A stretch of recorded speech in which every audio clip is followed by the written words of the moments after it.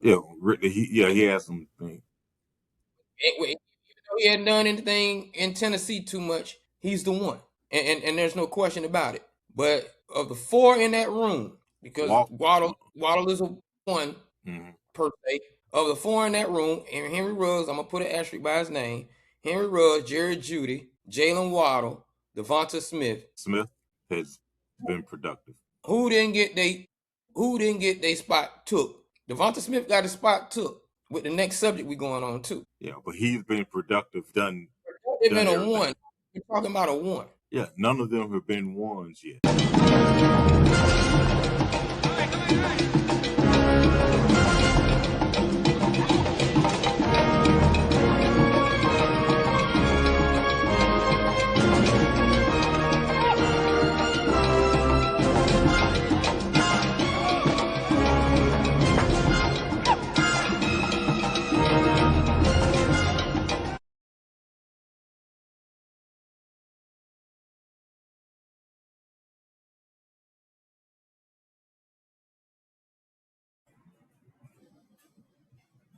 We are now turned on to the Tuesday, March 17th, a happy St. Patrick's Day edition of It the ain't No neither one. Jazz Show, which stands for Not Just Another Sports Show. It ain't. Welcome everyone to the main event. We are out here on a Tuesday night, 10 p.m., 10:15 Eastern Standard Time, 7:15 if you're on the West Coast. This is Not Just Another Sports Show, which acronym NOJASS, No Jazz. I would like to welcome everyone to another spot that we got hot, and we doing it a lot. You know what I mean? I'm We a got poet, he got and I bars know tonight. I got bars tonight. I got bars tonight. And I just want to make sure everyone, make sure you join us. We are live in the locker room. We are live on my personal page, DUPONT ZNIVEK. We are live on Russell Tankers RUSSE Latest Love TANKER page. We are live in the locker room. We are live on Huge Electronics Store. We are live on YouTube at No Jazz Show. We are live on Twitch handle at GMP Media Group. We are also live on Riverside. We are also live on TikTok. We are also live and you can check the links, you can check the links and on Russell's page. You can check the link on the Facebook page, which is No Jazz, and also our Phantom page, No Jazz Show. And make sure you follow us, like, subscribe, share. You can follow us on Instagram. You can follow us on X. Instagram is THENOJASSSHOW. Then you also have X, which is just NOJASSSHOW. Email us at NOJASSHOW@gmail.com. You know what I'm Now, saying? I got all that in my yeah. little head, man. You know what Now, I'm saying? now say it I'm backwards. not saying it backwards. Do I have to say you can email us, or I don't want to have to say that backwards.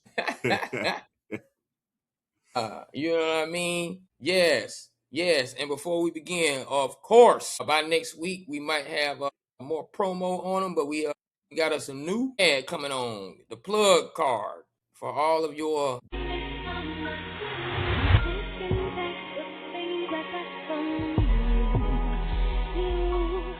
digital wallet needs. I'm just gonna give them a shout out. They hadn't really paid their money yet, but y'all gonna when you do it, I'm gonna just give you a shout out. But the deal is kind of closed, so we're gonna see what y'all acting like Friday. But for those who have been with us more than that, we want to make sure you get all your food delivery needs at LYTESNACK lightsnack.com for all of your breakfast, lunch, and dinner.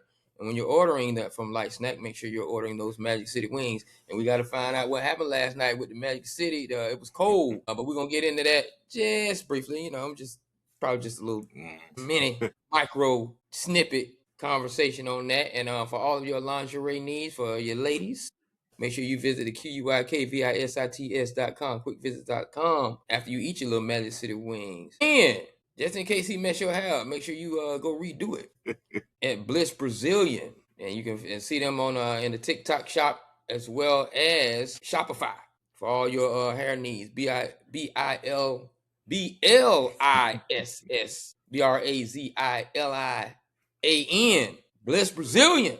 Get it in, fit it in. All your little bundles. Go ahead. And hold on. Before you say anything, let me introduce to you see, I don't want to say that, but he was important. Because I don't want to call you Ed McMahon of podcasting. Because that's because Ed was strong, man. But I ain't judging. But at any rate, y'all know who he is. What's going on, people? What's going on, good people? KD, I'm just gonna say, you're spelling out Bliss Brazilian. You're spelling out No Jazz Show. You pretty soon we're gonna have you in the spelling bee. You and Aquila. You'll see who wins. I'm here to tell you, Aquila can't touch me. Aquila can't touch me. For real. How do they do it? Can you use that in a sentence? Can you define that, please? Can you give me I'll the be doing origin all of the that. word? The origin of the word? Yeah, can you get the origin of the word? All of that stuff be going on. Number one. Let's get to it. Hold on. Before we get to it, we gotta let you all know that we are currently live and direct. Live and direct. So when you see that little red dot or that red live button, I don't know how it shows up for y'all. I might be on your right corner, but it's on my left corner in the studio. You see that red live button live? That means we are live. So let's get to it because this thing got to go and it got to go quickly. Top of the news. You know what I'm saying? Top of the news. We'll just go ahead and get to it. Jaylen Waddle. Jaylen Waddle has been traded. Jaylen Waddle of the Miami Dolphins. Formerly. Wide receiver. Formerly. Has been traded to the Denver Broncos. And if you all saw TikTok earlier, you know how I feel about it. And going to Denver, I should say, with wide receivers. But at any rate, I'm just a plug for follow us on TikTok and YouTube. And so, nevertheless, he has been traded to the Denver Broncos for a 2026 first round pick and third round pick. Those are the top of the order. That was a bit steep. I think Tank has a different perspective of it, I think the Tank believes, and this is just based upon if you go to the page, you'll see his post. You know what I'm saying? He believes Buddy is a one. I don't know if he's made it to that level of, because we do have these 1A, 1B guys. I think he's a legitimate 2 threat, but that's kind of rich for me, man. Tell me what you think, Tank. I think it's a good deal for Denver because they got Cortland Sutton, who's what 30. He's not exactly what you call a burner. He's reliable, but who else do they have at receiver? They don't have anybody. There's really nobody on their offense that scares you. They got some hard workers, but there's nobody on their offense that you say, oh my goodness, we don't need him. They bring it back. What's his name? Dobbins, A.K. Dobbins. They're bringing him back. Important. Yeah. So they're going to have a running game. Knicks, they believe that Knicks is their quarterback of the future, and they're trying to win now. I think what they're doing is trying to, the defense is already set. The offense, and they need some help. And I think Waddle is the answer to that. Waddle's a 4.3 guy. He was picked 6th in the draft. He's had 1,300 yard seasons. He's had multiple 1,000-yard seasons, and he would have been there one had they not made the trade for Tyreek Hill in Miami. I think that he gives them a weapon who he's going to be able to take the top off the coverage. You're gonna have to double team him now because you just don't want him beating you deep. It gives a young quarterback in Bo Nix that gives him a trusted veteran receiver who has that extra element of speed that they didn't have. So it gives them big play capability. You can't focus all your coverage on Sutton now. Sutton will be free to operate a little more freely now because Sutton has never put up huge numbers either. So I think that getting him is going to open up their offense, and you're going to see more of what Sean Payton liked to do when he was in New Orleans. I think you're going to see them use a lot of Waddle because of what it cost them. Second, that they're taking up that contract that he had in Miami. And he's young. He hasn't been hurt. He's always out there.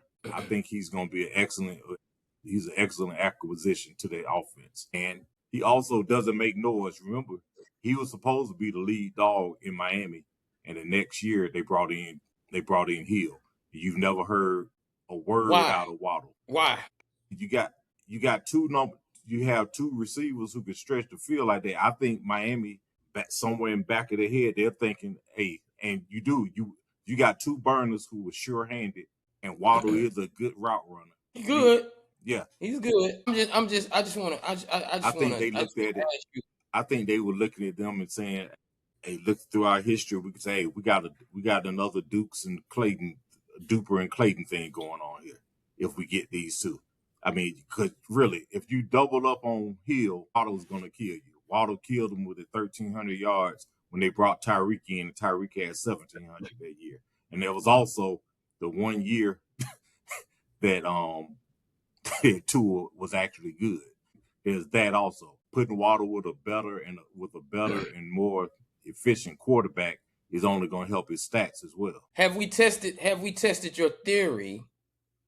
And there is some test because Tyreek Hill was hurt last year. Did he still get that 1,300? He went over 1,000 still, and even with Tua doing nothing, So he's. there is an argument. There is an argument that productivity could be based on Tyreek Hill. I don't think he wasn't the one in Miami. So you But when saw Tyreek Hill, they forced it.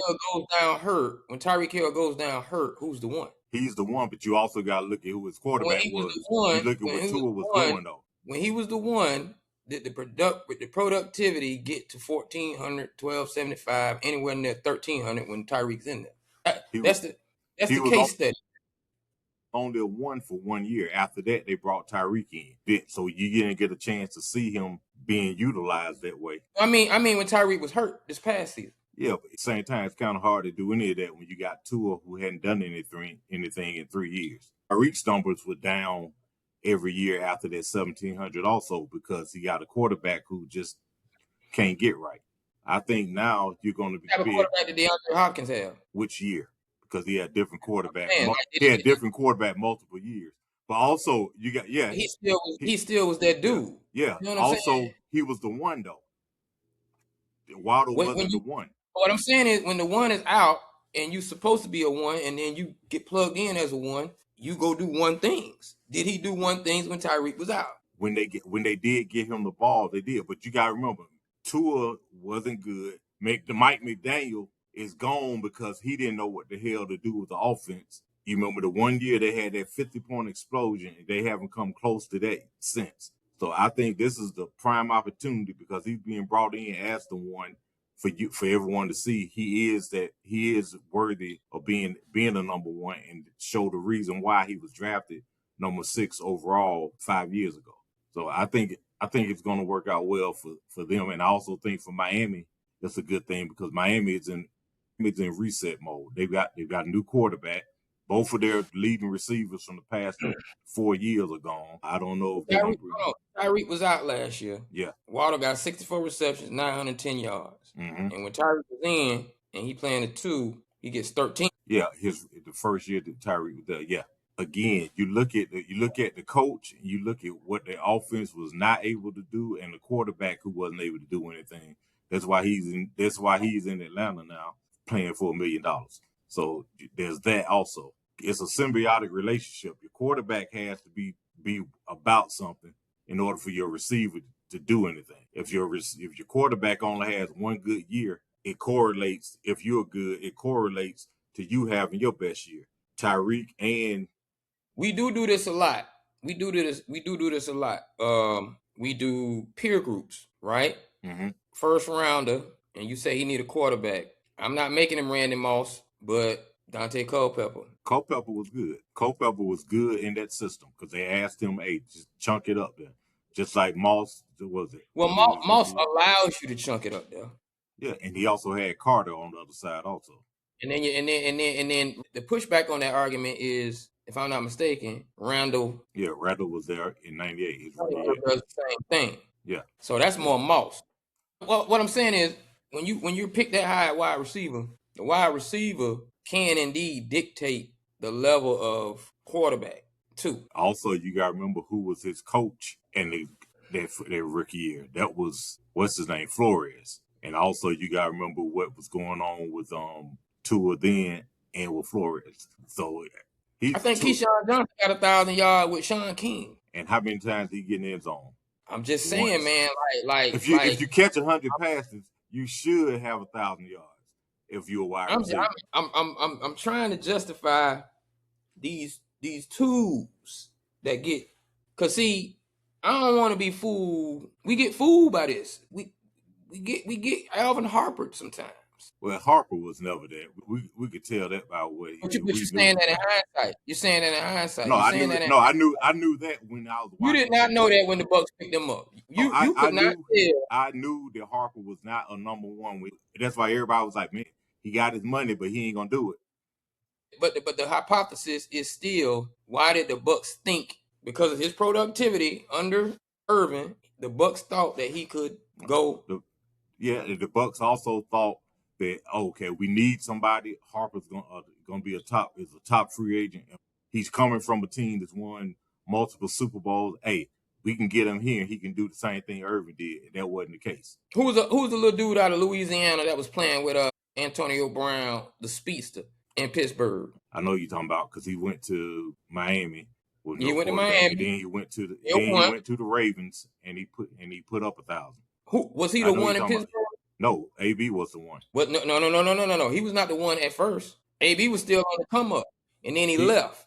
He came after AB. He came a year after AB because AB put up 1,000, and they said, "Okay, we're going to give you." So he was already in the league. I thought he got picked up by Pittsburgh. He was drafted by Pittsburgh.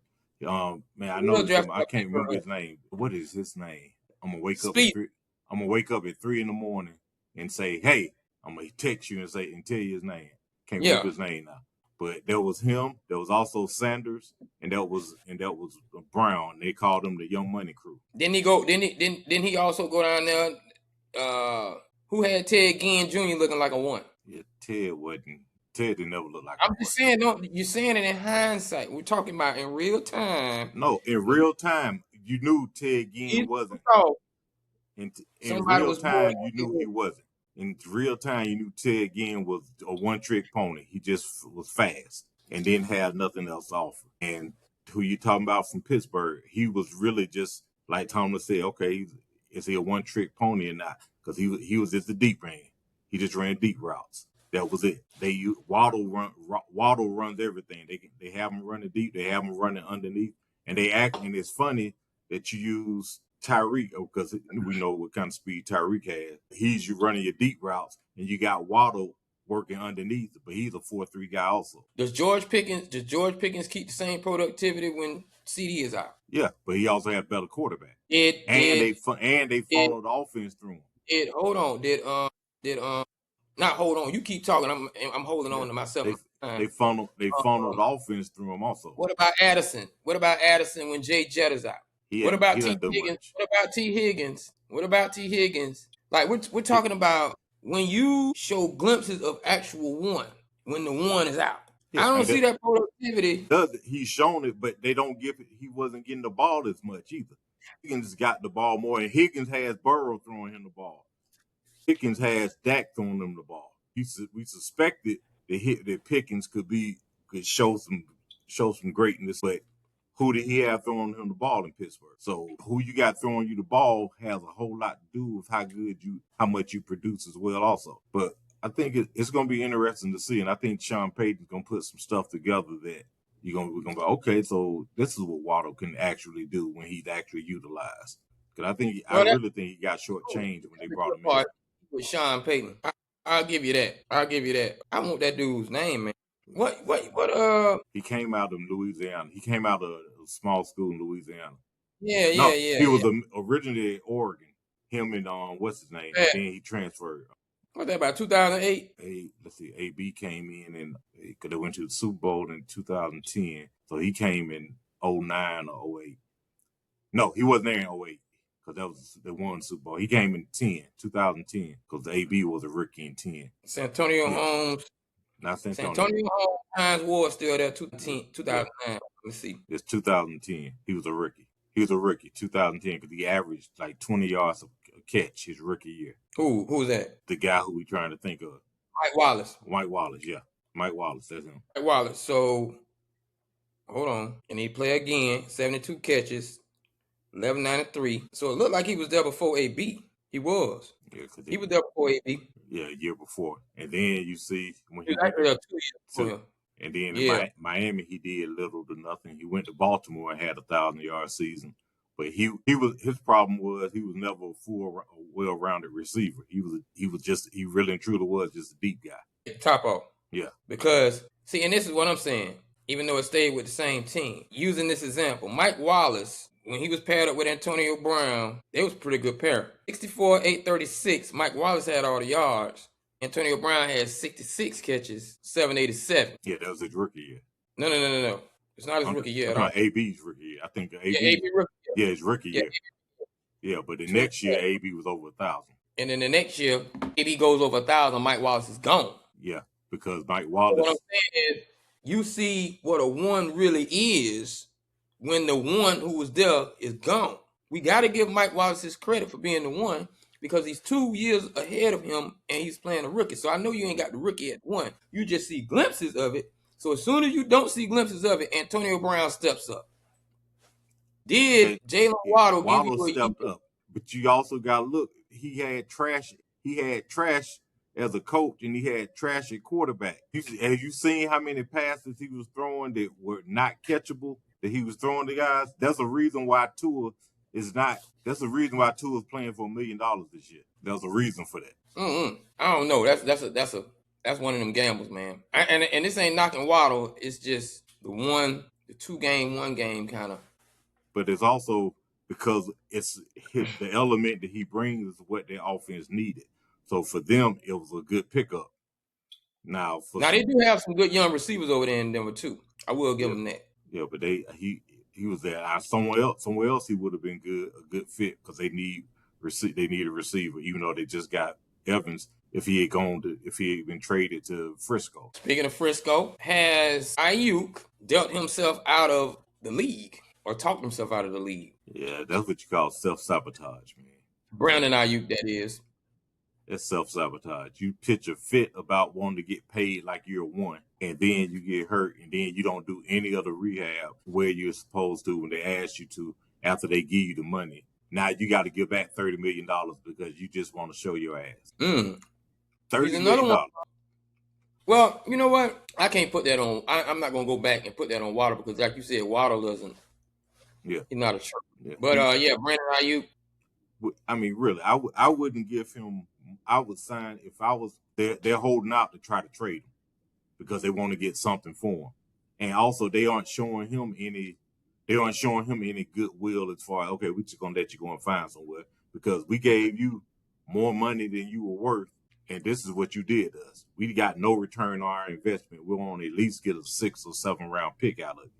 I mean, that in this case, I think that he went to the Antonio Brown school of hate, crash out, because there was no reason for you not to report and do your rehab that your employer is giving to you to get yourself back on the field. There's no reason for that. So yeah, I would not give him more than a 1-year deal, maybe 2, and make it incentive heavy, a low guarantee, I give him enough so he can eat, but I would withhold enough so that he would still be hungry. Right. And you don't want to give him just 1 year, because, hey, let's see how you do it 2 years, because if you do something this 1 year, now you're coming back asking for more, and we got to redo this thing. Here's a 2-year deal, maybe 15, 20 million, with maybe half guaranteed, and the rest of it backloaded, and a lot of incentives involved, because you hadn't shown that you were gonna be hell, and I don't think he didn't crash out as he talked about later, but it got to be a lot for him. It's like when Dave Chappelle signed that big deal, and next thing you know, he went off to Africa and was like, I ain't doing this, but he got this huge deal, and we know there was a little more to it. He didn't just crash out, but on the outside, before you found out anything, it looked like, man, they gave him all this money, and he just decided he wasn't going to do it. He wouldn't want to work anymore. That's what Ayuk looks like. I got a question, because they always talk about this wide receiver room in Alabama. Devontae Smith, Henry Ruggs, got to put an asterisk by his name, Jerry Jeudy, Jaylen Waddle. Sound like you said Judge Judy. Jerry Jeudy, yeah. Uh-huh. Jerry Jeudy, Jaylen Waddle. Julio. No, he wasn't in there. You're talking about it at the same time. At the same time. Devonta Smith. Who's carried the one? All them dogs, who's carried the one? None of all them dogs. All of them dogs, who better than Calvin Ridley? Ridley hadn't done much. But really did show before he went one. All of them dogs, who better than Amari? Amari wasn't in there though. wasn't in that. Wasn't in He that. wasn't in there, but I'm just saying when you look at the ones that became a one. Yeah, the ones that became one, you got Julio and you got Amari. And Who? Amari when Calvin was aware. When Calvin was in Atlanta, he was the dog. Yeah, he had some things. Even though he hadn't done anything in Tennessee too much, he's the one, and there's no question about it. But of the four in that room, because Waddle is a one per se. Of the four in that room, and Henry Ruggs, I'm gonna put an asterisk by his name. Henry Ruggs, Jerry Jeudy, Jaylen Waddle, Devonta Smith. Smith has been productive. Who didn't get they spot took? Devonta Smith got his spot took with the next subject we going on too. Yeah, but he's been productive. Done been everything. A one. We're talking about a one. Yeah, none of them have been ones yet. Bam. Now, moving on to the Eagles and the one that took Devonta's spot, even though he's productive. What do you think about what's going on with that Brown? I think he right now he said, okay, I got a ring. I'm just trying to get paid. I want stats so I can get in the Hall of Fame, and I want to get paid. He's not concerned with nothing else, because when they gave him the ball last year, when they were winning and he wasn't getting the ball, he was complaining. When they started getting him the ball and they were losing, he kept his mouth closed. So that tells me all I need to know about as far as his approach. I'm not saying he's not a good player or anything, but his focus is on his stats, which leads to, hey, pay me this, and his stats, which leads to, hey, I want to maybe I can get a gold jacket one day. He's got the ring. He isn't worried about anything. He's not trying to stack rings unless they coincide with his stats and his money. And also, where's he going to go? Leave the quarterback? He going to what? Leave the quarterback. You think that's really what the issue is? He's never going to get to All-Pro consistently with Jalen Hurts. With Hurts, and also with the system that they run, it's not conducive to you putting up 1,500 every year if they got the running game going the way they had 2 years ago. They aren't trying to do that. This is how we're going to win. You're going to get your touches, but we're going to spread the ball around, and we want to beat you with the running game. And so I don't think it's a Hurts thing, so to speak. I think it's the offensive philosophy. And if he doesn't agree with that offensive philosophy, he wants to go somewhere else where, hey, I can get more touches, I can put stats up. But I'm sure at the end of games every week, he looks and sees who got more catches and who's got more yards than he does, and like, oh, I'm as good as him, or I'm better than him. Why he putting up those kind of numbers? Of course. And it's either you are all in for the team to win and you're going to do whatever they ask you to do, or you're all in for you, and hopefully what you're doing helps the team. But I got to take care of me first. And this will probably be, he's at the age and stage of his career where, hey, this is going to be my last contract. I need to get paid and show some stats in the past year or two that somebody's going to give me another big $100 million contract. Look at what's going on when he go ask for that $100 million.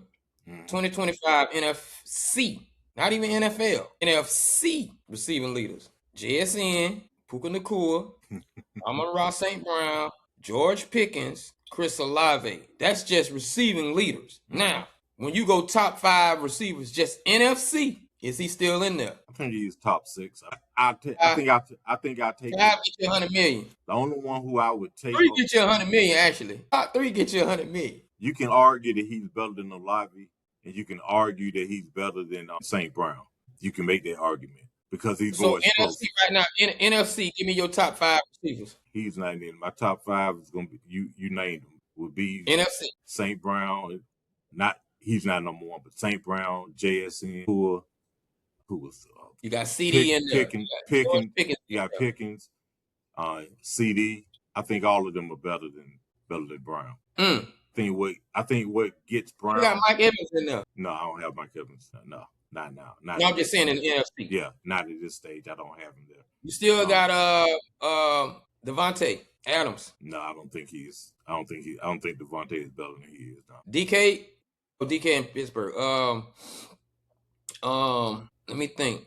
So he's not top 5. No, he might be 6. 6 get you $100 million. Depending on what team you're going to. Because if they need somebody who they think is the one, DK got his because Pittsburgh needed him, not because DK was worth it. But DK, they needed him.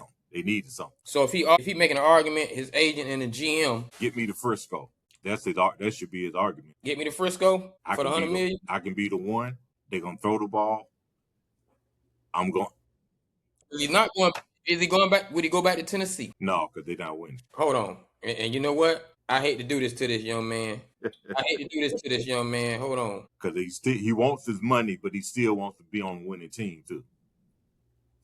Especially in his later years. You say he's 6? He might be 6. Is he better than Drake London? Oh my. Yeah, I think so. You give him too much credit. I think he's slightly That's better. A dog now. Yeah, I think we haven't seen the best that Drake can be, and Drake's been a victim of piss poor quarterback. How many yards Drake London got last year? And you say he got quarterback problems. What he got? 1,100. But he still got quarterback problems. Atlanta has quarterback problems. Is he the one? Yeah, because they didn't have nobody else to throw to other than Pitts. And he still got 1,200. But yeah, that's what I've been trying to ask you about Waddle. Throwing you the majority of the passes. That's what I'm trying to ask you about Waddle. Waddle is that. Waddle will be a one. He's going to be the one in Denver. You're going to look and you're going to be like, man, I guess you're right. He needed to be somewhere with a coach, a quarterback, and a system that was actually decent. Now, you know what? Let me tell y'all what this is, man. I'm not debating with Tank about this because undercover, I'm really debating about wide receiver you because y'all like this. That's really what I'm trying to tell you. That's all I've really been doing. I've been digging at y'all. Alabama is not wide receiver you, and I'm gonna let that Ohio State keep running their little thing too, and I'm gonna get at them too. And if Tank gotta be collateral damage for me to say it, that's what's going. The thing about it is this. I was thinking about this earlier. You know what I would do? This would be a good topic. What I was thinking about it earlier. What college teams have put out guys who were very good or perhaps dominant in college at a certain position, but when they got to the pros, they weren't that. But you would dub them a certain position because you remember Miami was putting out. And then we put out pros. Yeah, no, they had Vinny and they had Kelly. Miami was putting. We never make ourselves. We quarterback you. There was one time they would call them quarterback you, and it was only 2. If anything, you could have started calling them running back you. I can see that. I can see wide receiver you. I can see all the era wide receiver you. To go off your point, and I apologize for interrupting, but to go off your point and stay consistent with what we're saying about wide receivers. LSU, I'm gonna give y'all props. Yeah. LSU, heck no. Y'all got a lot of college. Yeah. Because Anquan, I'm gonna give him his. Yeah, you gotta give it him. Lavernius Coles did some stuff. Lavernius had a good productive career. He helps their argument. But they ain't no wide receiver you. What they had in college, transfer over. Mm-hmm. They one of them ones. Alabama, I'm gonna throw you in there. You know what's true? Ohio State, 50-50. Because y'all got some hyperboles too. Yeah, they put out a lot recently. But they put out a lot. Yeah. Like this little new crew helped that old crew. Yeah. Yeah. That's what they got now. Yeah. You know what? Shout out to Santonio who got the old crew going. Got the new crew going, excuse me. Santonio Holmes is the catalyst for the new crew. And we ain't got that much time. I'm gonna get into that. But before we keep this argument up, I just want to make sure you all like, comment, subscribe to No Jazz Show. We are currently live on Facebook, on all the platforms that we mentioned prior to, live on TikTok, live on Twitch, live on Riverside.fm. Make sure you like, comment, subscribe, and share as we go back to this live show. Now, we gonna have that. We're gonna get there. We're gonna get there. Because there are also some phenoms that didn't even come from them Jews. Yeah. That went far beyond. Yeah. And because of the schools that you didn't think about. Because of the school you didn't think about them. Now, move on. Justin Fields, your favorite guy. I'm gonna tell you how I feel about this. Justin Fields has signed with the Kansas City Chiefs. Go ahead. the way your voice trailed off, you sound like a father who's so disappointed in his son. It's like I ain't gonna say nothing because I'm gonna say So we were talking about Ohio State. Yeah, it's like you would like, son, just go to your room because if I say anything else, I'm gonna hurt your feelings and then I'm gonna hit you right in the damn throat. So And it's almost like saying, son, I told you to listen to me when I told you to do this drill. Yeah. But you want to go your own way. Somebody's son did that to them. I was just hearing about it the other day. Was it Fred Taylor? He said his son a running back and he was trying to tell him how to go and he said, I'll do it my own way, Dad. But anyway, yeah. You think this is last chance? Let me preface that. Let me say, give my answer. Then I'm gonna tell you why. Yes, it's his last chance if he doesn't show anything. No, it's not his last chance if he follows the trend of what seems to be occurring with these former first round picks who didn't quite live up to what people wanted from him.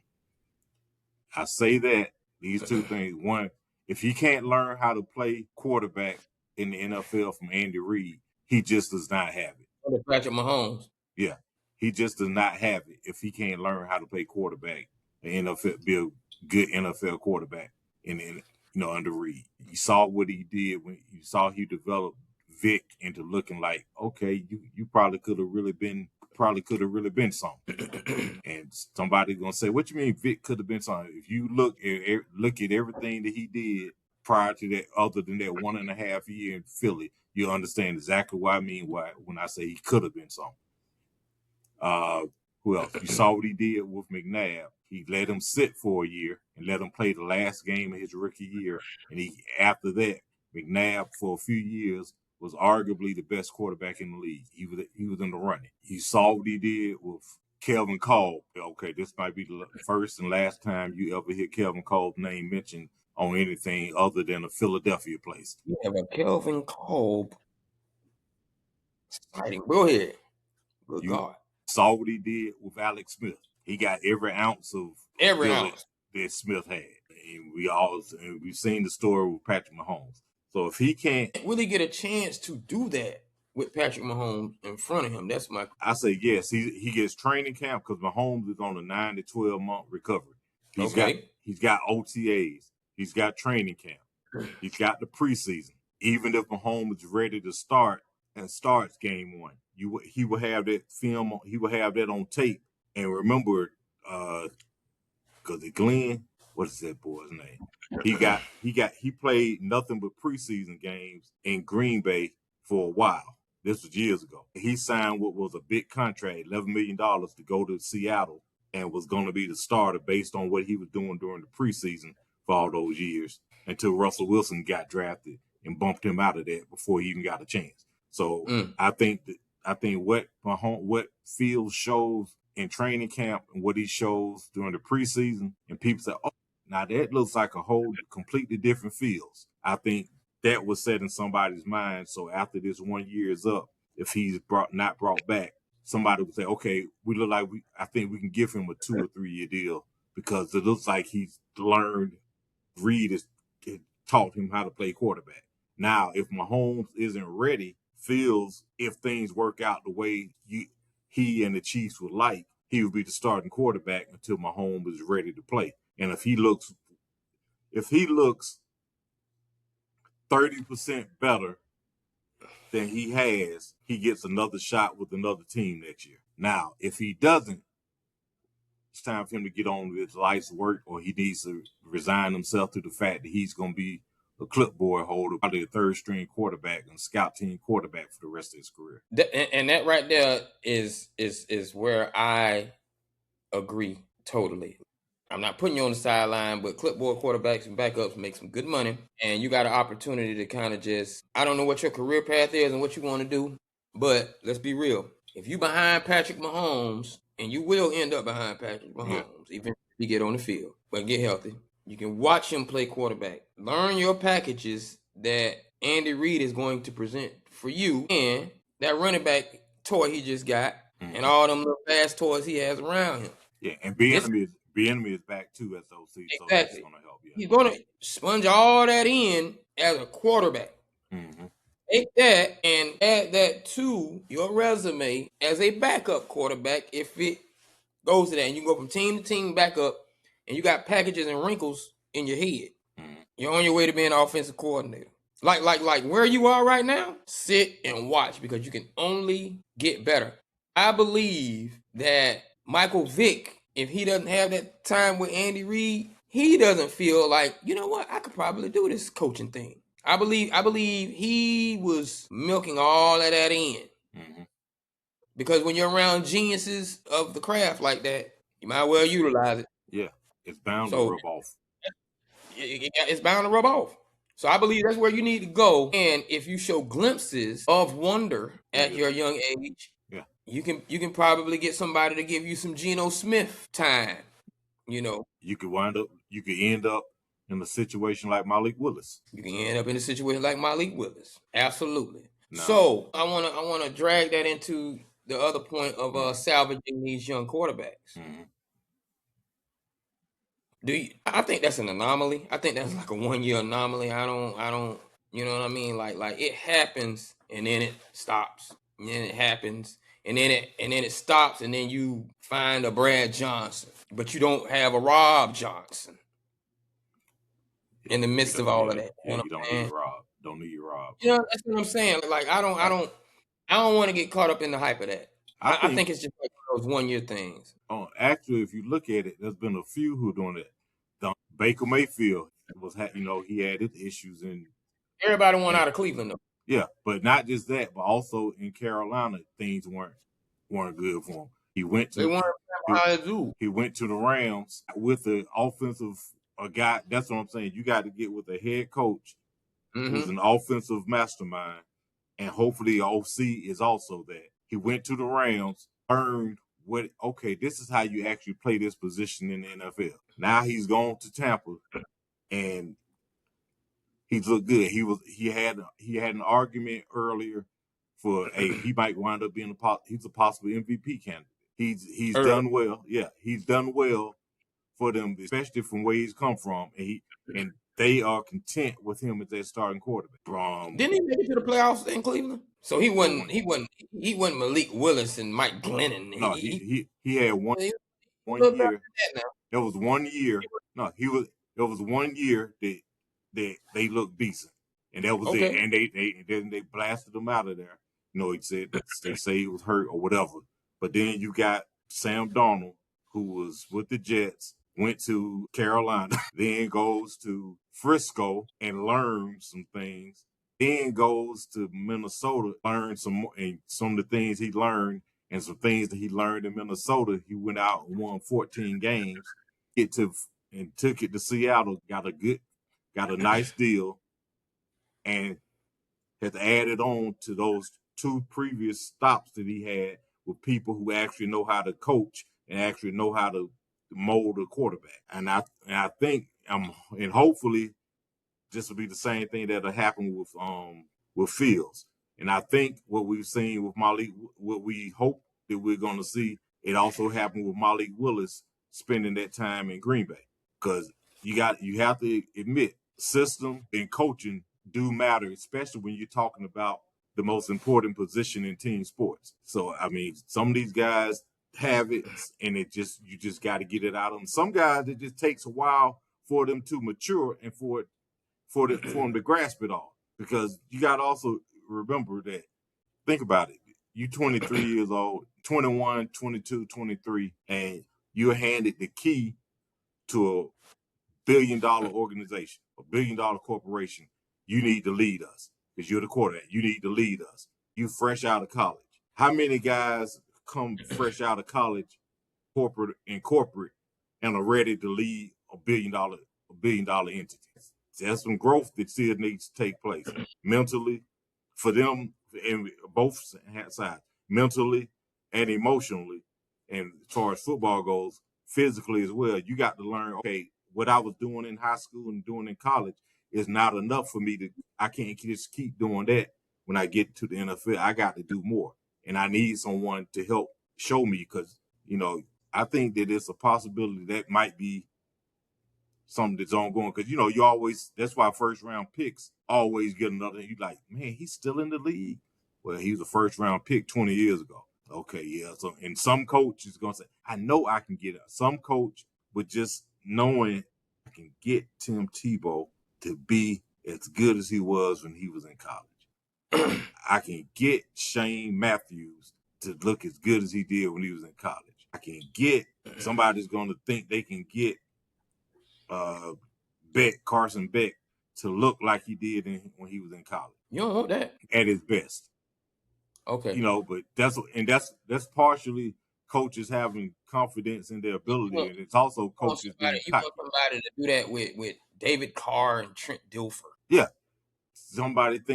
People always think they can get that out of him because, hey, he's a first round pick for a reason. That's what you're thinking. And sometimes they have it, sometimes they don't. Huh? Tim Tebow went first round. Yeah. That boy picked up first round. Good. Yeah. Remember, first round, all you need is one person. All you need is one person to believe that you're worthy of a first round pick. You got 32 teams. You need one. Just need one. That's so true. Now, speaking of salvaging, and I don't want to say he salvaged, but you threw his name in the pot as if he didn't do anything in Detroit. Matthew Stafford, how'd you put this? Matthew Stafford finally made All Pro. He fine, gosh. Yeah, first time he was an All Pro. And won MVP. Mm-hmm.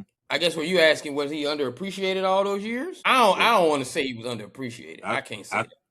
I think he was there with the wrong franchise, but yeah, I think it was one of those things where he had, because for me, since he's gotten out of Detroit, for me, he's played himself into Canton. If things had continued the way they were going in Detroit, regardless of what his yardage, he wasn't getting into Canton. If they asked me, we most definitely could have used him in Texas. Yeah, so I think that he was.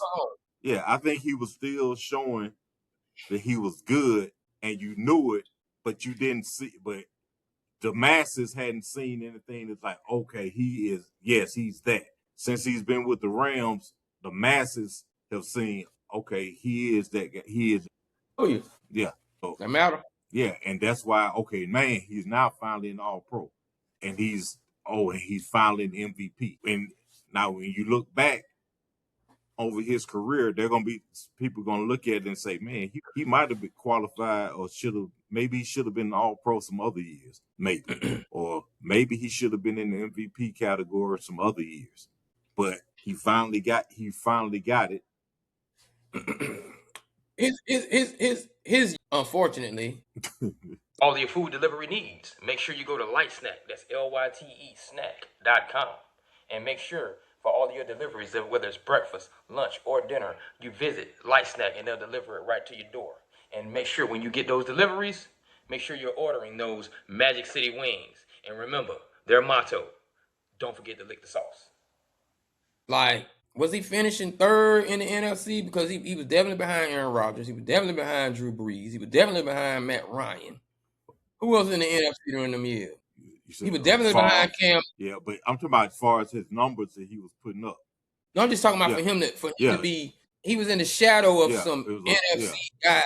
Yeah, some strong guys. Yeah, he was fighting with the team he was on. He was fighting out his weight class. I believe his first 10 seasons. Yeah, one playoff berth.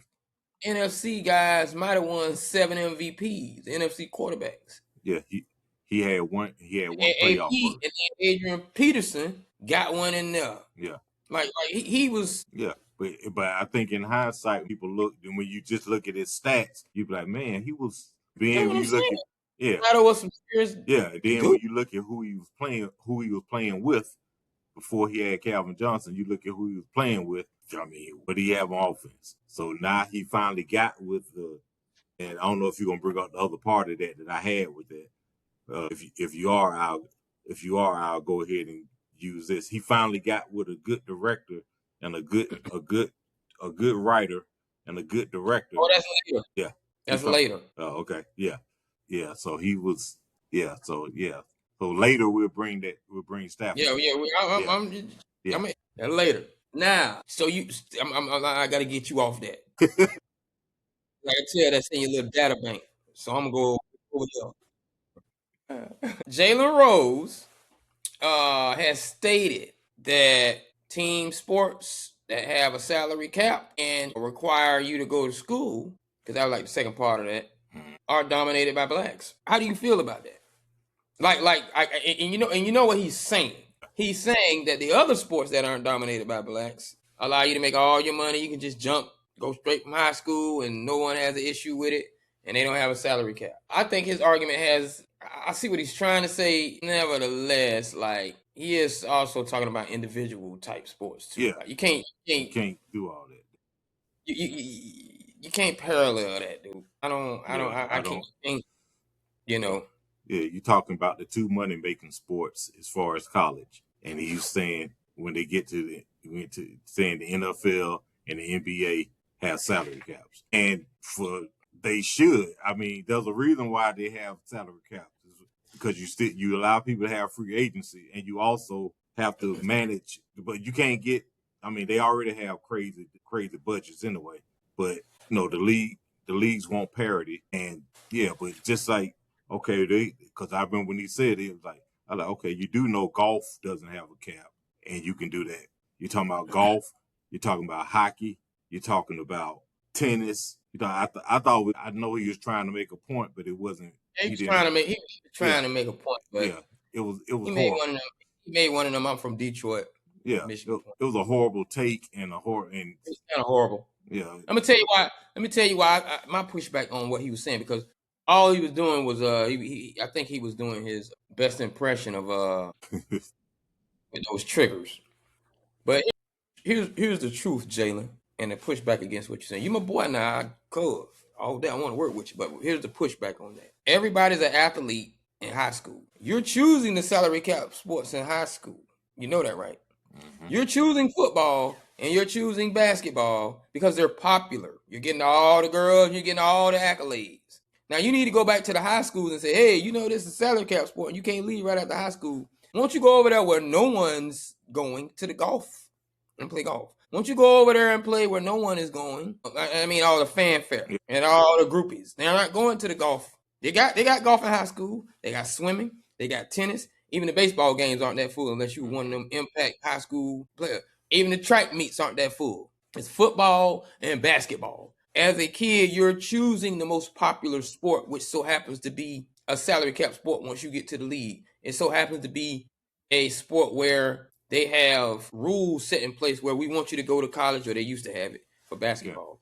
Yeah. So that's where the choice begins there. So this trigger you're trying to do with that don't work. Not at all. Don't work. And also, King Richard showed you go play on them nets that don't work until somebody see you got some potential, and then we're gonna put you on the court in the country club. Somebody gonna sponsor you. Yeah. So the trigger don't work in that regard, because you're choosing in high school because of the fanfare, because of what you get, because of all the things you get. Because you're not bringing up all the salaries you get in high school, no cap. Mm-hmm. You know, they're not going to choose that, because NIL is not going to, NIL and Athlon Sports and the YouTubes, they're not going to go say, oh, look at this 5-star tennis player. And you arguing about the fact that tennis don't have a cap, and they let you go straight to high school from amateur to pro, straight out of high school. It's an inconsistent argument where I'm concerned where that is. It wasn't. It wasn't cool. It wasn't well thought out at all. No, not at all. I mean, it was. I mean, you got so many sports that people do that aren't revenue producing, and they don't put you on the spot. Name the last high school high school was 14. The last high school soccer player that I can think of was the dude Freddie. You remember he was 14 years old? Yeah, that's the last time I remember. I can recall. You talking about in this country? That was our skin color. Yeah, that was it.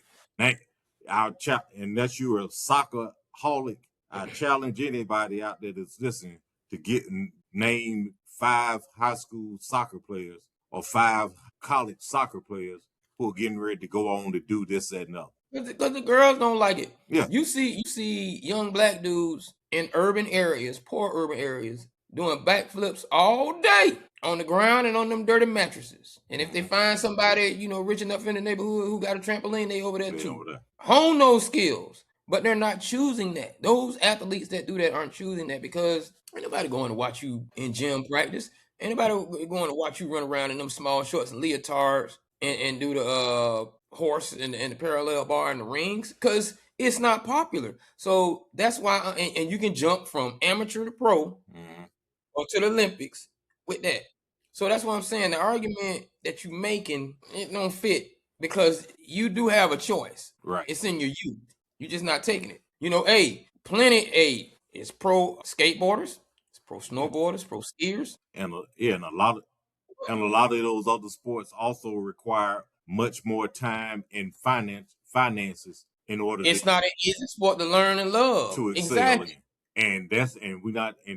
And I'm not saying that just based on race either. I'm talking about just period. How many? It's not a whole. I got a coworker. All three of her sons, they play year round baseball. Travel. She gets the month of June off. Other than that, she's doing baseball with all three of her sons year round. There's not too many parents who are going to be able to do that, not just financially, but also from a time aspect and commitment, and then financially as far as doing those things. So I don't want to make this about race. It's not. But I got a question. Mm-hmm. White neighborhood, and we know some white boys know how to play some basketball. Mm-hmm. And we know some white boys have played pickup basketball. Go to a white neighborhood, you see some guys out there playing pickup basketball. All you see is guys out there playing pickup basketball, right? Mm-hmm. That's all you see. You don't see a dude with a microphone. You don't see a DJ. You don't see all them girls hanging out on the fence, liking how he played. That's a black urban culture thing. Even with basketball, it's almost like the white guys learn basketball in their on their front porch mostly, with the hoop their daddy got them, and then their daddy end up being a ball coach, et cetera, et cetera, et cetera.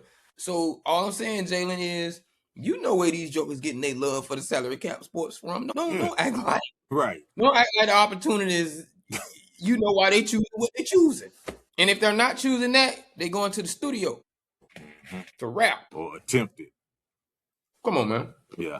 That was poor argument for him to even try to bring up. He shouldn't have brought that one up. No, shouldn't have brought it up. Anyway, moving along, because we talking about basketball. March Madness is here. Well, all of the March Madness is here, but it's all the conference championships going on. You pay attention to it to a degree? Nope. You watch Sweet 16? Nope. It doesn't. It's just not something that interests me. I mean, I might glance at something or I read reviews of some of somebody's. If somebody's a true dark horse, I'll keep an eye on that just to see if something comes up, because it's always fascinating to me that anybody can actually win. Like, who was it? The Butler won one year, or was close, and close. Yeah, but any other sport. Oh, you like Cinderella's? You like the story? Yeah, that, and the fact that this team that doesn't have. I don't even know if Butler has any other athletic programs. But hold on, y'all. Before I let him go, I gotta say something, man. You know how they be taking your black card? Where are you from, Tank? ATL, shawty. I knew that, but y'all didn't. ATL don't take his ATL card. Like y'all got some straight up basketball players. Like y'all got ATL. Georgia got ball players. It's king though. I don't. You know what? And in DeKalb County, it was definitely king. Tank, I'm sorry. Football could be king, but y'all got enough basketball in ATL where like you should be interested in basketball by default. Don't take his ATL card, shawty. And I need to tell you another. You should be watching the tournament. Come on now. Tell you another reason I never cared. Who the best? One of the top 3 players in the NBA is from where? Between history or now? Oh my God. Who? I know you know who Ant-Man is. I know you know who Anthony Edwards is. Oh, I didn't know he was from Atlanta. Oh my goodness. I'm told you, hey, I tend not to get over my skis. Folks, what we have here is pure running back. That's all that is. He's just a running back. Gonna only be a running back. Just running back. Hey, let's put it this way. I never liked basketball because one, I knew I wasn't who I did. Did a basketball player in high school take your girl? The only basketball team that I ever followed and I liked, and this goes with my personality, and I went to see them multiple times, the Harlem The Harlem Globetrotters. Globetrotters? Yep. No, him, boy, it was good. And I knew at a young age I wasn't gonna be 6'8". So I'm like, why am I gonna even try to do this? And not only that, hold on. You didn't. Oh, y'all basketball team in high school wasn't good. You didn't have a dude that was on the football team who was good on the basketball team too. There's some guy that was all right, but we had one guy. We had one guy who should have made it to the NBA, but he tore his knee up, and because of the technology back then, tearing your knee up in college. It's pretty much a wrap. Yeah, but his name was Gary Waits. Gary Waits had Georgia Tech, Bobby Knight, and this was when Georgia Tech was doing the thing. Bobby Knight was in the stands one game, and he was looking, and he was watching Gary, and I just saw him go, damn. Gary was that special. I went to those games because I like me and Gary. We were cool for that, and it's just school, so you go. Kenneth Anderson and Stephon Marbury are arguably, I ain't gonna say they bigger, but they are arguably just as big in that era as Michael Vick, man. Like you should have just been. I know the names, and I know, dang, what was his name? Because he dated one of our teachers. God, dang it. What was his name? Because Miss Sotner, man, Miss Sotner was so fine. Man, she looked, you got some teachers, they can pass for students. Miss Sotner was that. Dwayne Farrell, that was his name, who she was dating. Man, Miss Sotner was so fine. Let's put it this way. You got all this stuff going on with these teachers and people telling and this, that, and the other. She never did. So don't nobody take this and go the wrong way. Hold on. Go ahead. Had she done some things that she shouldn't have with me because of my age, I wouldn't have told nobody. I wouldn't have reported. Lord. Me and basketball is like, it's out of my periphery. It's like this. Hey. I listen to conversations, I read stuff, but it's not. Yeah, it's not me. I'm gonna get on with the question. But I just need to know from you. Didn't have to be from ATL. Just he could be from there, play college there, or pro any sport ATL. Mm-hmm. Any sport. Give me your top 3 all time out of ATL. Born and raised, or just no. I mean played in ATL. Any level, high school, college, and pro. Any level. Top 3. Dion, Dominique. Okay. Stop. We don't need to go no further. That's sad. What? We don't need to go no further. What? I watch at least sneak in there, but we don't need to go any further. I just wanted to see if by default you knew. Everybody knew who Dominique was. Everybody knew who Dominique was. Anyway, before we get on to the finish of this question, please make sure you like, share, and comment. I'm sorry, ATL basketball. Like, subscribe, share, comment. We are currently live on YouTube, live on TikTok, live on all of the Facebook platform pages, the Locker Room, Russell Tanker's page, my page, GUPONTZNIVEK, live on live on what is this thing? You got me so discombobulated. Live on Riverside.fm. All of that, man, and live on Twitch. Now, the conclusion of that question was, will March Madness generate more interest from Tank outside of football? Would it win or go home? Oh, this makes so much sense now. Would it win or go home format? They have it, but you talking other sports? If other sports did it, what do you mean in the tournament? No, if other sports did the win or go home to get to a championship, March Madness is. I think they got it right. I think they do. Yeah, they have it right. I was saying, would it help generate more interest in NBA postseason and in Major League Baseball and in hockey if they did it? Because that's one of the things that I do appreciate about it. In the playoff.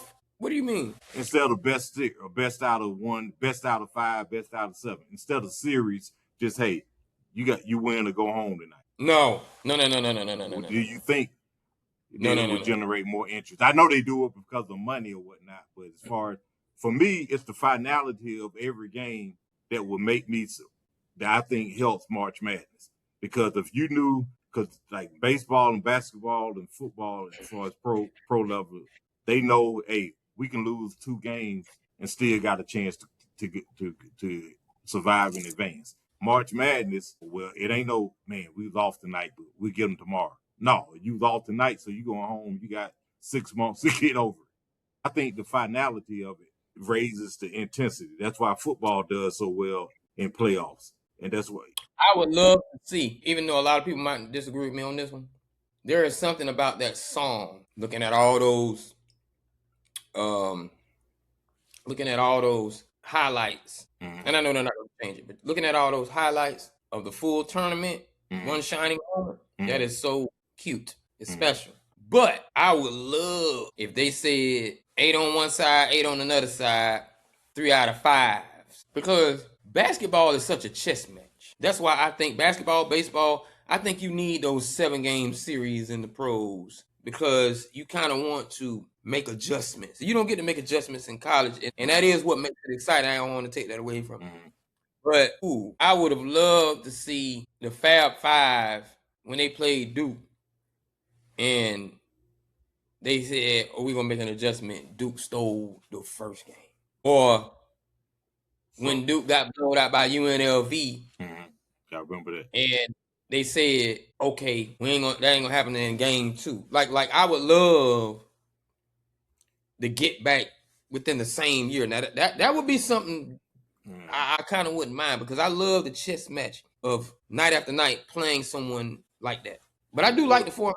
Yeah. I prefer my sports. Hey, if we in the playoffs, we playing in the championship. You got one crack at it.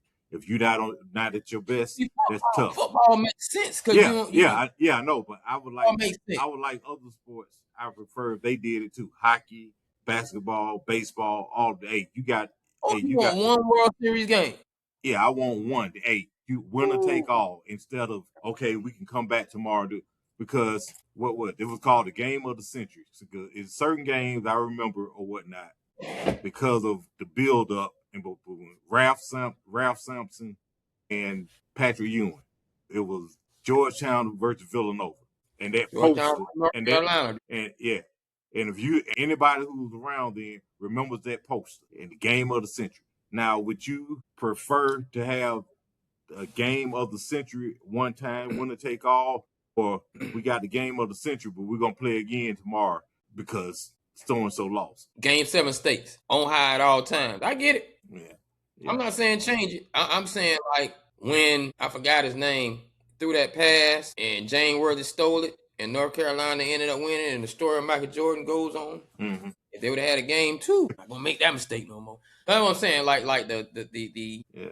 I get it. I guarantee you, Larry Bird in 1979, which was a game, which it was best out of 5. Yeah, I just like the finality, like I got it. I just like playoff level intensity. Hey, if you're not on your game, hey, too bad.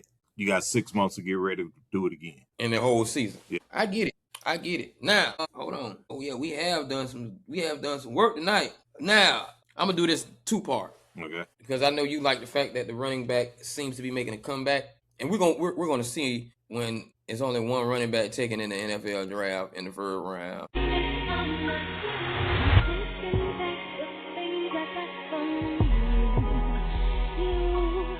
And it's gonna be the 2nd year straight that's happened. But I just want to know: 70s, 80s, 90s, 2000 to 2010s, 2010 to 2020s. I know they ain't even eligible to me. Who had the deepest running backs decade? For me, it's not just the talent, but it's also the number of yards they accumulated in that era. I mean, in that decade. So I'm gonna start with throwing out who's not in it, and these are some of the names in the 20s. I'm throwing out. You got Derrick Henry and you got Jonathan Taylor. Those are your leading 2 rushers from the 2020s. You got Josh Jacobs. So they aren't in there. 10s, you got Shady, you got Frank Gore, AP, Marshawn Lynch. Get them out of there. Both of them groups are gone. Got the 2000s. This is where it get kind of sticky. And I'm talking in the backs I'm naming are the leading rushers from those decades. So I'm gonna start with the 70s and go to the 2000s, because this is where you have the argument. The 70s, you got Franco, you got Zonka, you got Walter Payton, you got OJ, and you got John Riggins, and you can throw Chuck Foreman in there also. Now, the 80s, you got Eric Dickerson, you got Gerald Riggs, you got Walter Payton. He's in 2 decades, leading rusher in one of the top rushers in 2 decades. You got Tony Dorsett, you got O.J. Anderson, and you got Marcus Allen. It's the 80s. This is the 80s. So the 80s beats the 70s out. Championships don't have nothing to do with this. Okay? I got you. Okay. So the 70s, they out of there. So right now, you got the 80s leading. We thrown out the other 3 decades. The 90s, you got Emmett, you got Barry, you got Thurman, you got Ricky Waters, you got Bettis, and you got Terrell Davis, and you got Marshall Faulk. 2000s, you got LT, you got Edgerrin James, you got Jamal Lewis, who's a forgotten. You got you got Sean Alexander. You got Sean Alexander, DJ 2K. You got CP. I can't remember his name now. I just wrote the initials down. You got Fred Taylor, Freaky Freddy, and you got CP. Damn, now I can't remember what his damn name was. CP. So now for me, I got the 90s as the best backs, best group of backs. Name the 90s again. Emmett, Barry, Thurman, Ricky Waters, Bettis, Terrell Davis, and Marshall Faulk. Now name the 80s again. Eric Dickerson, Walter Payton, Tony Dorsett, Earl Campbell, O.J. Anderson, Gerald Riggs, Marcus Allen. So I got 80s and 90s, but it's tough. I think I got to go with the 90s barely. I'm gonna tell you. For me, and here's why I don't even think it's a tie, because the 80s should have had Herschel Walker in there too for what he did in New Jersey. He just defected over to USFL. But when you name the 80s names, I also, and I'm not saying the 90s didn't have it. I'm not even saying 002000 didn't have it. But the 80s also had their collegiate legendary name into that NFL name. Mm-hmm. Even George Rogers. You know what I'm saying? Yeah. So that's where they separated themselves from the 90s and 2000s. I'm like, oh, them boys in the 80s was dominating in college too. And then if you add the 80s college, college didn't factor into this, but I see what you're saying. But what I'm saying, and that's good that you didn't factor into it, because I'm just separating it for them. And what I'm saying is, if you take the 80s guys who did make it to the NFL and didn't become the name that you named, they stack. It's a stack going on in the 80s. And yes, the eras, they ran more, of course, by default. But I don't think the 90s and 2000s, no, not the 2000s. Collegiate, the guys you named, their names weren't, because you could have either threw, if you'd have bid both of them. Well, then again, you could have put Lauren Funderburk in there. You did that. You could have put Mike Rozier in there. If you did that, you could have went in the 70s and put Marvin Dupree, Charlie White. You had Ricky Bell. Yeah. You could have been playing around. What I'm saying is the names grew bigger from college to pros, and they kept it in the 80s. Like I'm just because of that, I'm gonna shoot it with the 80s. Just because of that. And I might use that same logic of thinking when I ask you to do, are you gonna do QBs or DBs? We can do them on another one. Another night. Okay. Because I can't wait to get to wide receivers. Mm-hmm. Now, we are about 10 minutes away from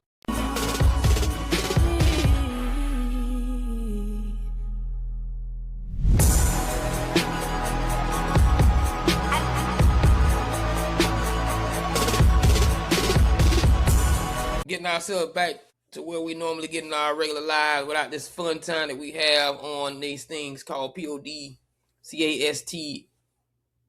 podcast. I was spelling it earlier tonight. But at any rate, I do want to give a shout out to the 6th black male to ever win a leading actor Oscar or Academy Award. Oscar is the nickname. And that is Michael B. Jordan. Shout out to Michael B. Jordan.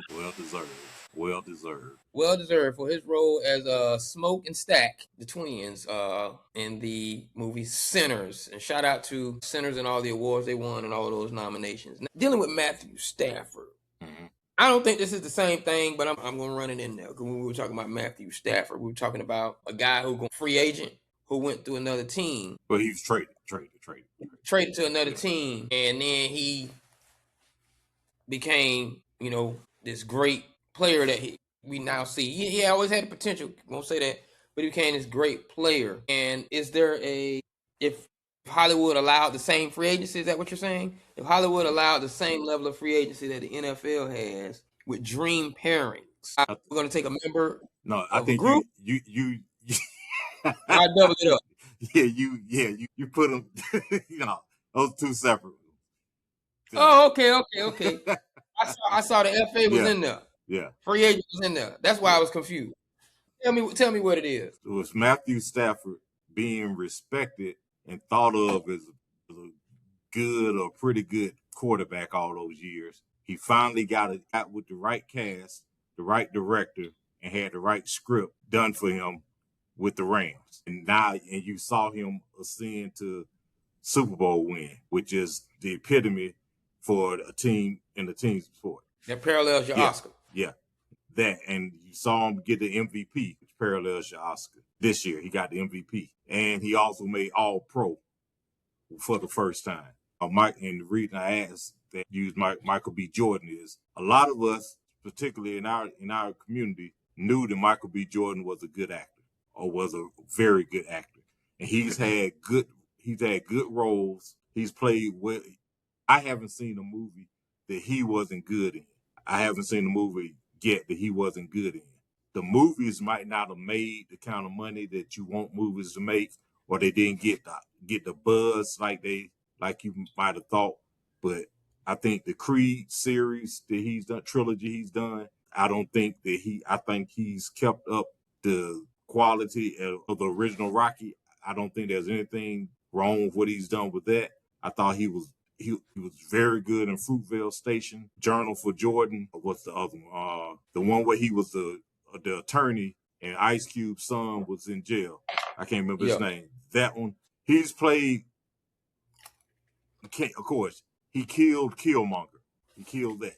He made you actually sympathize with the villain and say, okay, the villain does have a legitimate point, just the way he's trying to carry out. But you look at it, he's done all that. He's shown range. He's done everything. And the fact that now he played Smoking Stack in Sinners, he got with the right director, right script, and everything that he has in him that he's been building up all these years as far as showing that I can do this, I can do that. I think it showed everything, and it showed the masses that, wait a minute, this guy can really act his ass off.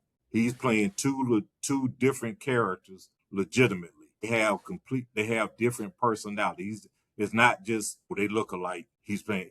They were portrayed two different personalities, and he did it convincingly. Even mannerisms and things were different. I think this. I don't want to say this is his last one that he'll win or whatnot. But I think this one right here put him out there where everybody can see he is one of those. Just like I think what Stafford has achieved since he's been with the Rams has now gotten everybody where they say, okay, he is one of those. So that's my parallel with those two.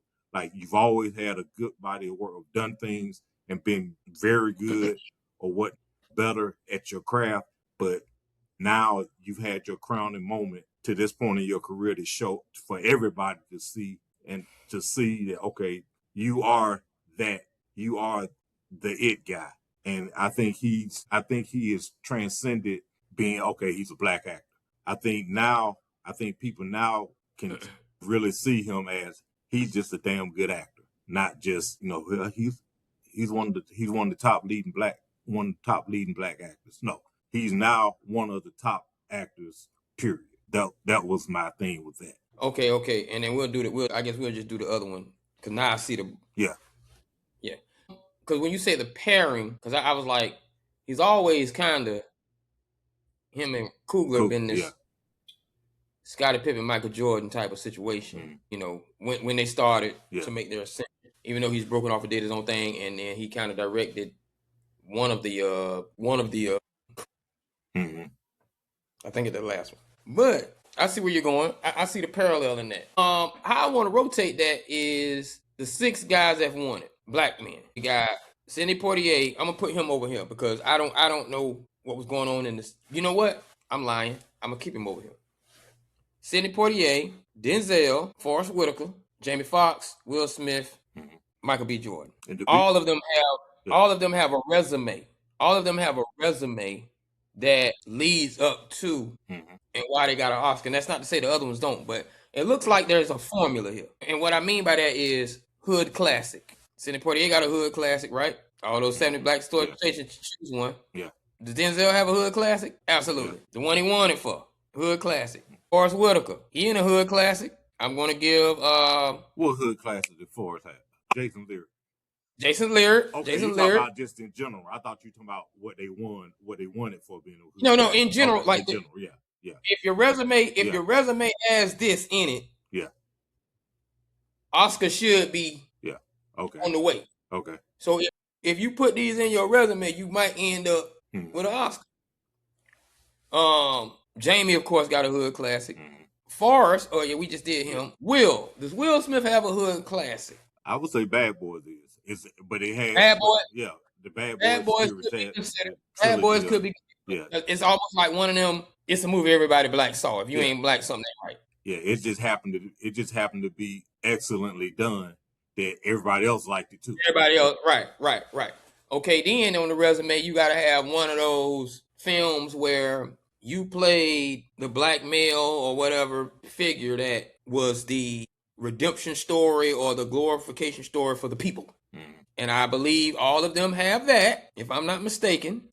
Will's got Ali, because Ali was a redemption story. You Will got Ali. Pursuit of Happiness also had a type of redemption. You got that. Jamie Ray. Jamie definitely Ray. Jamie also got when he played the homeless dude. Yeah, that was excellent. The Soloist. He got the Soloist. Of course, Malcolm X for Denzel. For Denzel, the political. Yeah. And shoot, Denzel got a few of them. Yeah. Forrest got the Idi Amin movie. Political figure. Killmonger could be considered for the people for what he did. He was very Black Panther activist and Fruitvale Station. Yeah, and also his one with like I mentioned earlier with OJ and with the attorney. Yeah. You gotta do that. Yep. Sidney Poitier had that one later on, even though Lily's in the field for what he did coming home as that soldier. Yeah, but he had the one where him and Bill Cosby played the role where they went into the urban community and taught the kids how to read and gave them some skills. So that falls into the resume. Then you got an action guy. And they've all done that. They've all done some form of action. Yeah. That black action hero. So even though he doesn't look for those roles, Samuel resume looked like that too. He's played everything. He played everything.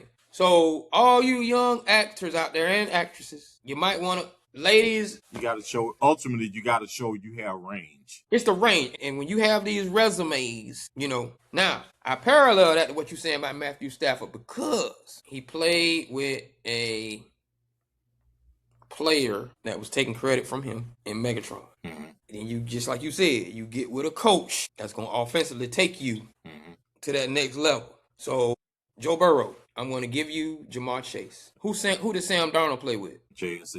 Before that, did he play with anybody like super high level? That was because they were giving him giving him that wide receiver. He didn't never do that. Okay, so I'm trying to look at the quarterback resume when you come in when somebody finally says, "Oh, you're that." Oh, we've noticed you had it, but now you got it. Yeah, because when Stafford came to the Rams, you got to remember, they were 2 years removed from golf taking them to the Super Bowl. They really were. Yeah, so it's not as if they didn't have talent there. But for what they wanted out of that position, they felt that Peyton, McVay felt that Stafford's ability was what they needed in order to get them over the hump. Because he wasn't happy with not scoring a touchdown in the Super Bowl. You know who I compare him to? DeMarcus Ware. All those years sitting, like the numbers he was putting up in Dallas without the playoff wins and all of the heartbreak. If he was on another team and they were winning, not saying Dallas wasn't winning, but I mean playoff run, championships. His name probably he made it to the Hall of Fame, but his name probably would be because he probably got his name because he was on Dallas. That helped him. Yeah, but winning that Super Bowl in Denver, in Denver did something else. Because if you're not either not a Cowboy fan, a Bronco fan, You might not right. or just a diehard football fan. If someone says DeMarcus Ware, you aren't going to think about him as a Hall of You don't Famer. think about him. Yeah, Was he first ballot? I think he did go in first ballot. Yeah, He most definitely, without that ring, he don't go first ballot. He's and he got a ring. He got a ring though, but he beat Neil Smith. Thank you. He be Neil Smith. Who was a heck of a player. He be Neil Smith. Well over 100. And Neil's not in the Hall of Fame, at least not at this point. But Neil's got those rings. But if you're not a Broncos fan or a football addict, you don't remember what Neil was going through in Kansas City, right? That's what you're saying? Yeah. You don't think about that. You don't think about Neil as being, you just I remember the name barely, or you might not remember the name at all. I got you, man. But at any rate, we're gonna get to that other one because I like the other one. I was trying to but we're gonna bring it. But at any rate, we are about to close out. It is 6 minutes past the midnight hour. And I'm not a DJ. So we are not about to get the smooth grooves or whatever they used to call it back in the day. But at any rate, man, we thank you all for coming out. And Tank, do you have any last words for the people? I don't want to. They're gonna cancel me. No, no. I'll just say this: everybody, try to be mindful or more mindful of what people are going through, what people are experiencing, and just try your best to be kind and be good to each other. Because as a nation, we're going through some stuff, and some people who feel a little more targeted or victimized or whatnot than others, and they are, and some people are being, it's just you got a whole bunch of people on edge, and it's for various reasons. And don't be the person who pushes that button and causes something else to happen. Just try to be more mindful and try to do what they're not doing in DC. Try to talk, try to listen to and understand one another, and try to come to a legitimate resolution as opposed to just trying to just run roughshod over it. That's all I got.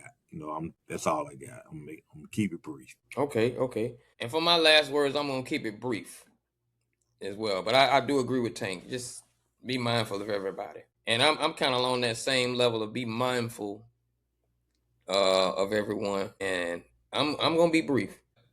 The Target and the DEI situation, and is it Jamal Bryant, Reverend? Yeah. Had to apologize. I just want to say, with the creation of social media, with the creation of the phone, we have had an opportunity, and we're not saying everybody's right.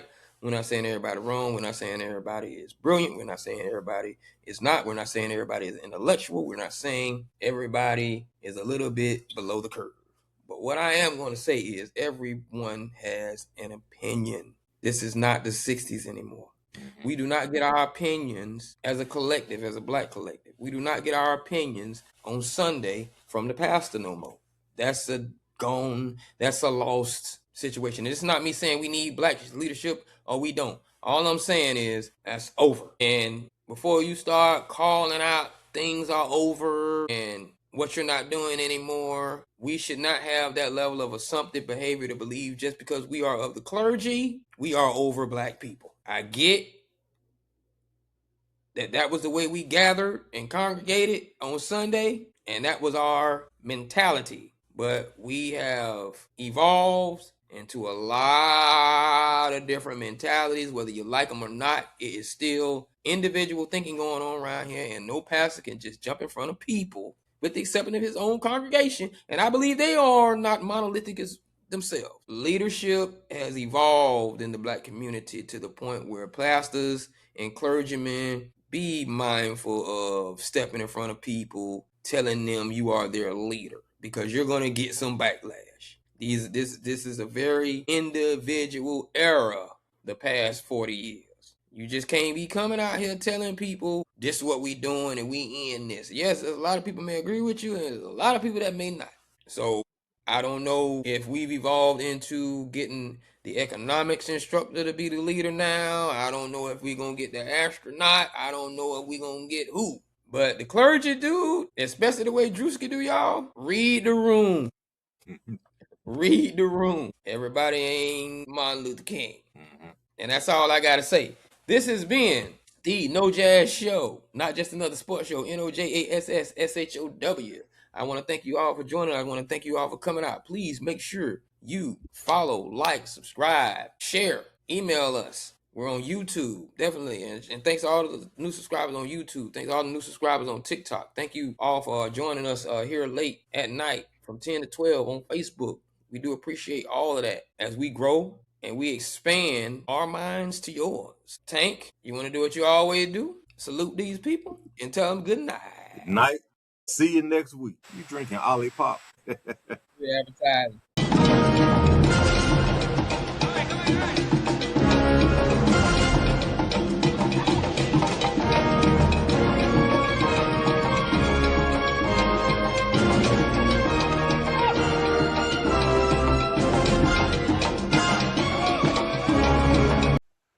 You just watched another episode of No Jazz. Follow us on YouTube at No Jazz Show. And make sure you hit us up on Twitter at No Jazz Show. Make sure you hit us up on Instagram at NOJ.A.S.S. Follow us on Facebook, on our Facebook page at No Jazz Show. All right? See you soon.